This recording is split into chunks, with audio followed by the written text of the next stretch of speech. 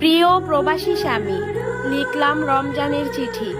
বছরের পর বছর ওই দূর প্রবাসে থাকেন, কোনো একটা রমজানে আপনি বাড়িতে আসেন না।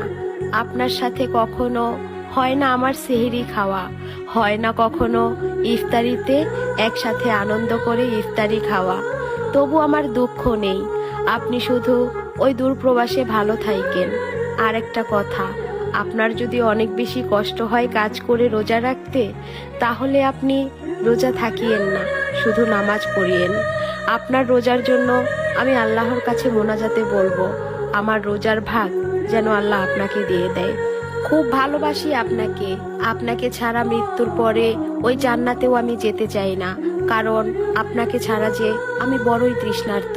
এই পৃথিবীতে আপনাকে ছাড়া বছরের পর বছর আমার থাকতে হচ্ছে। আল্লাহ যেন ওই পরকালে আপনাকে দিয়ে আমার তৃষ্ণার্ত হৃদয় পরিপূর্ণ করে দেয়।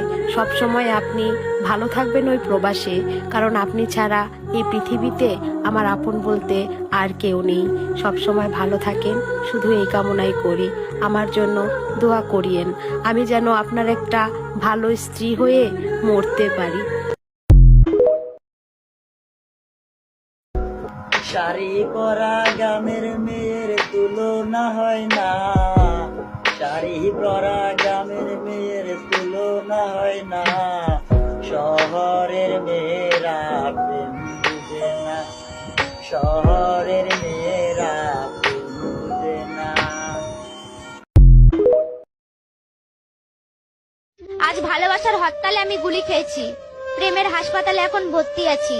Seat number I miss you, bed number I kiss you. আমাকে বাঁচাতে হলে রক্তের দরকার, রক্তের গ্রুপ আই লাভ ইউ।